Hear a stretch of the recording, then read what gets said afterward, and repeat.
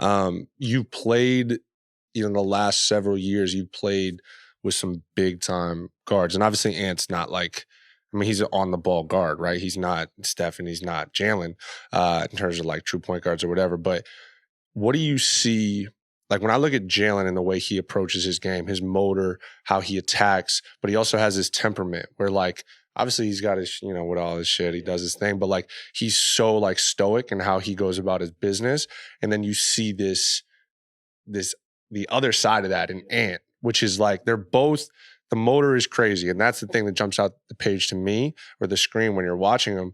But what are the similarities and differences in how they just handle their business, how they lead, how they, just be the best player on championship contending teams? I think you see how much fun Ant has. And it's just like, he just loves playing basketball. The dude just wants to do everything basketball. But when it's time to lock in, like you just see this, like this switch. And obviously it's early in the year, but like dude comes in just locked in, ready to go. And he has his moments when he has fun and you can see him pointing at people and doing this. But it's, it's a different approach to the same goal. I think everybody is different. I don't think, if I had the same approach as Ant or Jalen, I don't think I'd be as successful as I am right now. Same with you. I think you have your routines, you have your way to approach the day. But the similarities is like when the lights come on, like, those dudes are going to go to work. It doesn't matter who you're playing, bottom of the league, top of the league, does not matter. I think he sees every team with a target on their back and just wants to attack them. You knew how good he was coming in, but has the shooting surprised you a little bit so far? We were actually just talking about this. Is like, last year was a lot of, Jalen creating and getting me a lot of, catch and shoot threes. And early on is like, I'm like, man, if you're letting them fly, I will gladly drive and kick with you. Like the roles can be reversed. I'm cool with it. But yeah, I think our whole team is doing an amazing job of just getting other guys looks. And I think we're very deep. Our team is very deep, a lot of firepower. And when we play the right way and we're swinging that ball, like you see Ant come up with, I think, 9 threes the other day. Like it's just absurd to watch his growth. I was going to ask about Rudy. Yeah. Playing defense with him, because it feels like, he's a guy that takes a lot of shit. He's been on the show. He's talked about that before. He takes a lot of shit, but his impact is undeniable. Being his teammate versus playing against him, what you've noticed? You don't know Rudy until you play with him.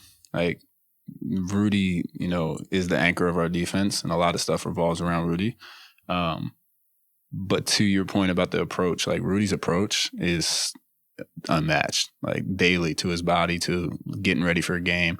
So it's really cool to see that. And then, being on the court with him, you don't realize how big he is. Like I threw a couple lobs to him already in early in the season. I'm like, there's no way he's going to catch it, and goes and brings it down. So it's just little things about feeling him out. Just knowing little things that he likes, how to make the game easy for him. Because if you make it easy for him, he's going to make it easy for you on the defensive end. So it's just little things. You mentioned Ant's approach to shooting threes.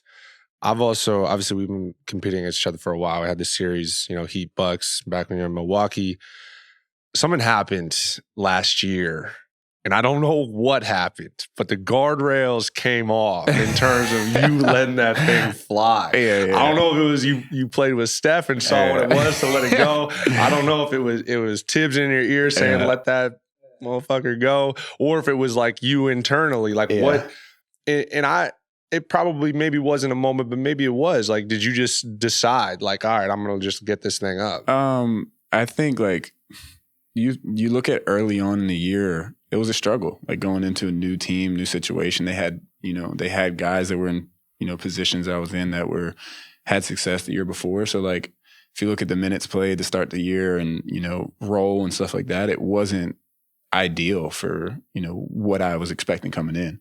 So I just had to adjust. And, once guys kind of started, either going down or, got my opportunity, a big person for me was Julius. If you look at like early on when I started to, play more and start, Julius would find me and it would get easy ones. And then, you know, when you get easy ones, that basket gets bigger. I mean, you know, you've had 300 plus threes and how many seasons? Like, I'm not sure. I don't think I ever had 300, but you've had close. Trust me. I know the Heat's records. Trust me. I know. Don't forget we had the same agent, bro. Don't forget that. 300 is crazy. But I respect it. Thank you. Honestly, like last year towards the end of the year, I was like, I think that's doable. Like that's how big. You were high 200s, right? It was like I'm not gonna lie, 283. Yeah, I know exactly. Come on, bro. Come on, bro.